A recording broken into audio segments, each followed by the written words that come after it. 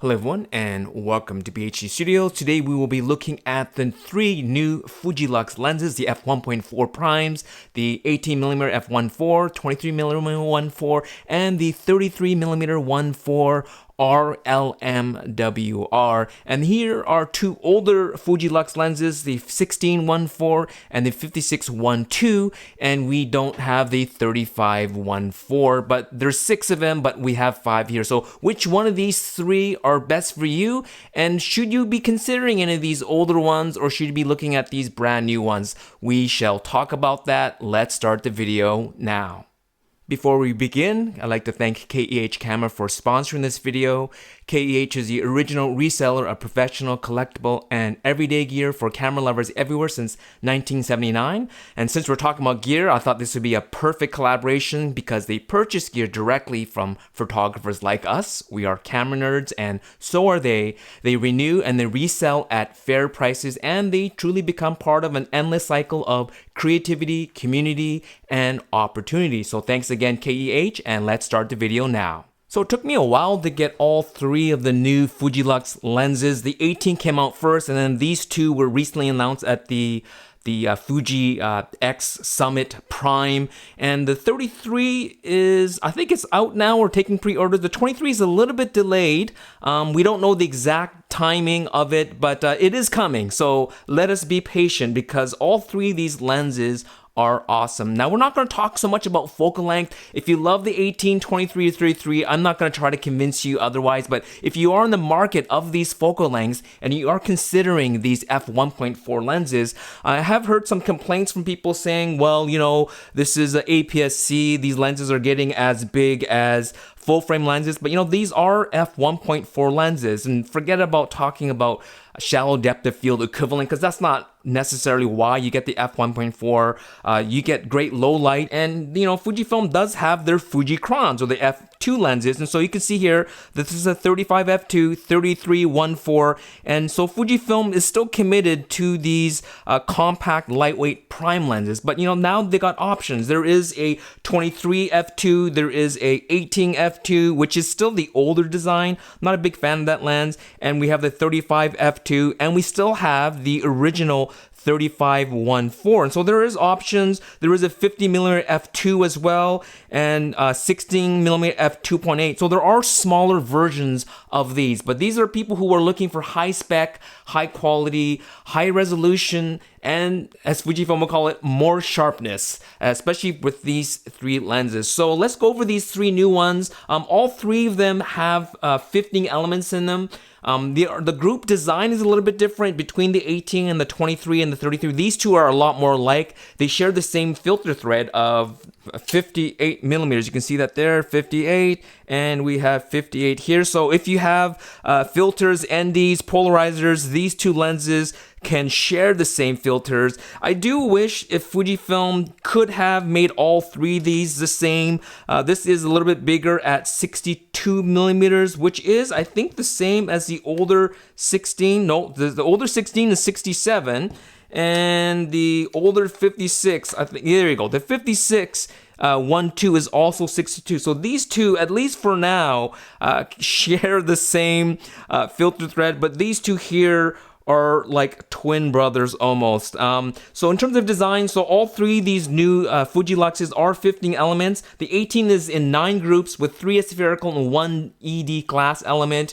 And these two, the 23 and the 33, have 15 elements in 10 groups, 2 aspherical and 3 ED. And all three of these have the 9-blade rounded diaphragm, so you get the nice even bokeh when you're wide open. But when you stop down, all three of these lenses, starting at about f4, and I've done tests on all of them where I stop it down to about f4, f5.6. I find 5.6 is the sweet spot, and f8 where you start getting the starburst effect, or you get the sun star effect, where you get the sun star effect or starburst effect. All three of these lenses do a fantastic job, especially starting at f4. That is great, because some lenses, like the lens I'm using to shoot this video now, is the 16 to 80 f4. it starts at f4, right? So even by stopping on the f8, f11, sometimes you just don't get the sun stars. With these ones here, very easy to do. So if you like doing that, these lenses are great. But there are complex, right? 15 elements for a prime lens. You typically see 15 elements in zoom lenses and not prime lenses. So you're going to start seeing it in size and weight. So the 18 is 370 grams.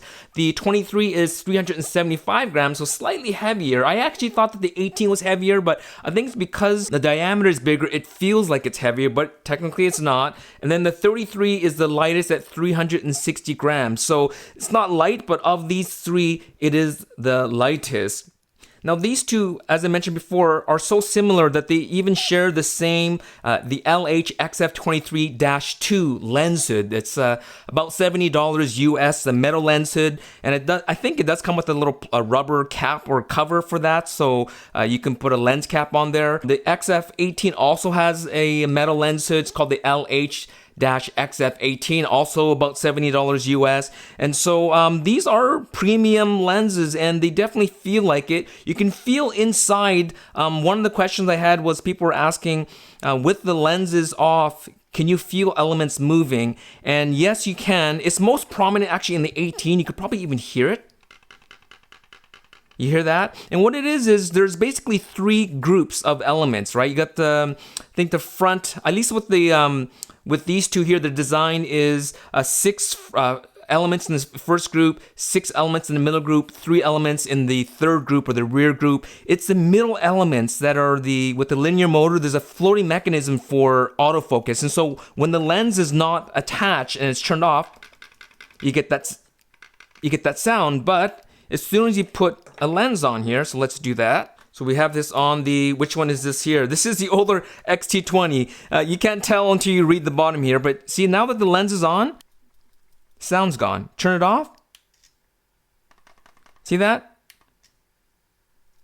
So that's normal to have that sound. It may sound a little scary, but that is the proper way. And all three of these lenses does have the new the A lock, so it locks in aperture. If you want to lock the aperture and either let the camera decide or have some of the custom settings to control the aperture, you put in A and then it locks. I do wish though that there was sort of a lock or maybe a heavier click on the f1.4. Now I found it really bad on the 50mm f1 where it was so easy to knock it out of f1 because look, this is 1.4 and that's like 1.6, right? Yeah, 1.6. So it's very slight. It'd be nice to either have it lock or go in a little bit deeper. So it's a longer click to 1.6 because sometimes you just want a bokeh-licious photo. You want to shoot at f1.4. And so that's the same with all three of these. It's a little bit looser. It's the same looseness all the way through until it locks in at A. And so that's one sort of critique I have of this lens. But overall, the design is nice. There isn't a lot of space to put your hand. So if you're trying to take the lens on and off, it's easy to either grab the aperture ring or the focus ring. So that's also another really small complaint.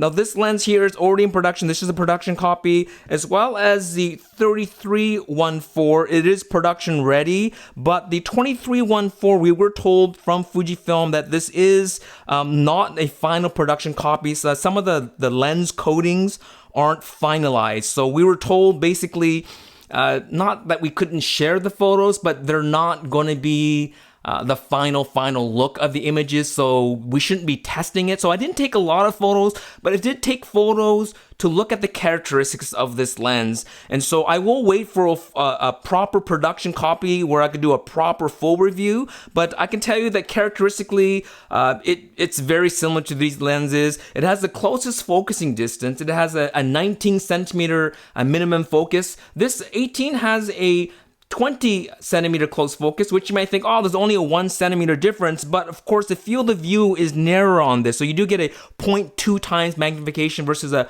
0.15 times magnification. And on the 33mm, it is 30 centimeters. But again, because of the narrower field of view, it works out to be a 0.15 times magnification. So in terms of magnification, you're going to get the same with the 18 at 20 centimeters or the 33 at 30 centimeters. It's just the perspective would be different, right? You're probably going to get shallower depth of field, and also you're just going to get a different look of close focusing between the 18 and the 35. For me, you guys know I love the 18, so I love the look of this lens, either up close, even with people. I like even doing sort of environmental portraiture with this. The 33, it's very close to a 50mm equivalent in full frame. This is probably going to be one of the favorite lenses, and the funny thing is this lens is also the cheapest. And so the 18-1.4 is $999, the 23-1.4 is $899, and the 33-1.4 is going to be $799. So there's $100 difference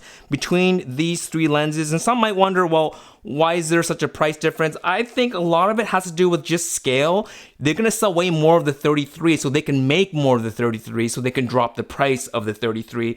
18 is probably going to sell the least, of these three lenses. I actually thought that maybe the 23 would probably outsell the 33. And so when it comes to that, can you think about, is it lens design? No, it's not really lens design, because the elemental groups are very similar, but this is the heaviest lens. So this may have the most amount of glass and maybe the most complex design, hence it's the latest coming on board, and having that 19 centimeter minimum focus is quite a feat. So this is probably a more complicated lens to make. So again, $999, $899, and $799. I think because of that $799 price point, this will probably sell the best out of all of these three. And so, like I said, which one of these three should you get? I think some people, if you can afford just one, it makes sense to get the 23 because it is a middle focal length, right? So you can kind of get group shots and kind of wide-ish photos,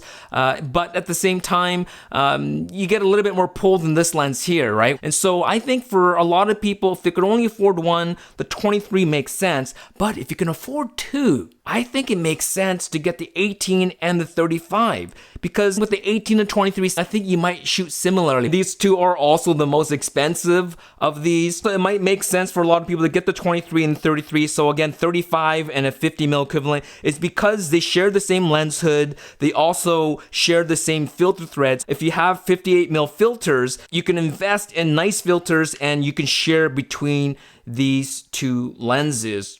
And let's talk a little bit about these older Fujilux lenses. The 16 and the 56 are also very popular. And when the 18 came out, these were the two lenses that people were talking about. Like, which one should you get? Both sharp lenses. The 18 is definitely sharper, but this is also very sharp. It has a really nice close focus distance compared to this lens here. So if you like doing close focus, this is great. For autofocus, I say this is definitely faster. Having the clutch focus isn't so great if you shoot video, and even for stills, you can be in autofocus mode and still do an override manual focus. So like, you're trying to choose between these two, I say get the 18 unless you're really stuck on the clutch focus. If you already have the 16, I don't know if it makes sense to buy the 18. I say if you have the 16, maybe get the 23. And as well as the 56-1.2. There's an APD version of this lens, a very specialized version of this lens, and this is also a fantastic lens, nice for portraits, also a narrower use case, mostly portraits and that kind of stuff. It's not really great for sports. It's not enough pull. These two lenses probably, or people would consider between the 33 and the 56, although it's a lot harder now. Before it was the 35 and 56, now you've gone wider with the 33, but between these two, I think out of all of the older Fujiluxes, this may be the next one to get the new treatment, the RLMWR treatment. And so this is a great lens. Just the focus is kind of the 16's focus is a little bit better than the 56. 56 is kind of slow and clunky. So I have a feeling this may be replaced. And so of all these Fujiluxes, if you're going to pick, right, so minus the 35 that we don't have, maybe like 18 to go wide, or you could pick the 16 to go wide, and then you can go 56. And this is probably something that I would appreciate. Portraiture, and then, kind of a daily wide angle lens for me, or I would go 18 and 33. Somebody else might think, no, I'm going to go get the 16 and the 23, and they have everything, or maybe even 16, 23, and the 33. At the X Summit Prime, they did talk about the pursuit of more sharpness as well as the purity of light, trying to get rid of these chromatic aberrations to make sure that the light coming through, hitting the sensor is as pure as possible. And they were talking about future-proofing these lenses. So if you want to future-proof your lenses, Fujifilm was talking about the next 10 years because next year is the 10th anniversary of the X series. And so Fujifilm has these 3 lenses basically pointing futurewards, working with the new sensor they announced, which was the stacked layer back illuminated X-trans CMOS sensor, which a lot of us assume is going to be the XH2. And that's not a rumor, right? Fujifilm said they are working on the next generation XH series. So it's probably going to be the XH2. We don't know how many megapixels. It's going to be like 40 or 45 or 47. And a lot of people are even talking about maybe even a 2 sensor option. So maybe a 36 or lower megapixels, maybe more video-centric or sports-centric, and then having a higher one for shooting stills or high-end video, maybe 8K video, 6K video, or something like that. And so these 3 lenses are going to optimize on that higher resolution. So like a lot of people have been saying, it's really hard to know how sharp you can get and how much you can resolve with these newer Fujilux lenses until we can actually pop it on that new sensor with higher resolution. So I'm really looking forward to testing these 3 lenses. Not to say that these older lenses won't resolve well. I just think that these 3 lenses and whatever new Fujiluxes are coming are optimized for that new sensor that is coming. And just one more question as well is people asking about the 18 on the X Pro 3, and that's kind of why I have this. The X Pro 3, the frame lines, they don't show anything wider than 23. When you put the 18 on, the frame lines don't appear,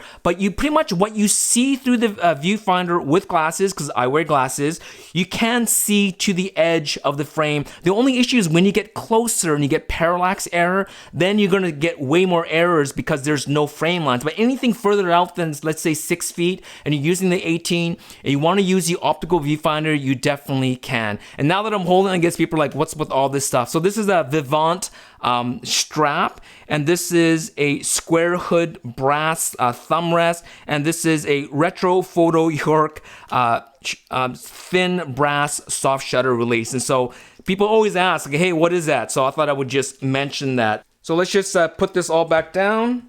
Alrighty, how does that look, guys? Alrighty, so that is my first look at the Fujilux family minus the 3514. Which one of these do you think you would choose? Which one of these do you already have? Which one of these do you think you're probably going to get? Let me know down in the comments below. So thanks again to KEH Camera for sponsoring this video. You know, I enjoy doing these videos because, you know, when new lenses come out, people tend to upgrade, right? So, and also, like, you know, you have the 35 f2 and you want to get the 35 f1.4 or the 3314. So maybe you want to trade something like this in. As well, there's other options. Like, you know, there's the Viltrox 3314 and they make a 5614 and a 2314. So that's another option. You can get these third-party lenses or buy them used. And so just check out KEH's website. They are the original camera re-commerce company serving the photographic community since 1979, and they've become really the largest curated market of field-tested, expert-graded photo and video equipment in the industry. And I'll throw in some B-roll. They have over 60,000 items in stock, up to 40% below retail, 100% approved, appraised, graded, renewed, and resold. You can phone or you can schedule a video chat for more accurate quotes on your gear, 21-day return or exchange policy, 180-day warranty, which is great when you're buying something used and you don't really know, you know, if it's gonna break. KEH makes sure that everything's working, and if it's not, they will fix it for you. The equipment is graded by experts, renewed with care, one of a kind, sustainable, and exchangeable. So please use the affiliate links down below if you wish to either buy or sell your used gear for a 5% discount, or receive 5% more if you are selling. If you are buying and selling at the same time, you will get 10% off. So again, thank you KEH for sponsoring this video, and thank you for watching this video. Let's end off with a click. Thank you so much for watching, and happy shooting.